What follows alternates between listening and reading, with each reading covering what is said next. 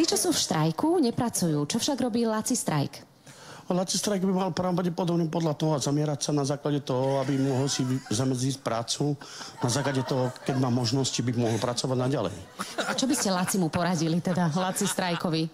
Lacimu strajkom by som mu odporúčil len to, na základe toho, že ľudia ako vzácni sú, ako samozrejme pozerajú svet ináč, ako sú okolo nich. Na základe toho by som požiadal, akože, aby si zamedzil len to, aby si okolo seba mohol spraviť to vymoženosti medzi ľudí, vzájomných stykov a naďalej. Nerozumiem, vysvetlite mi to.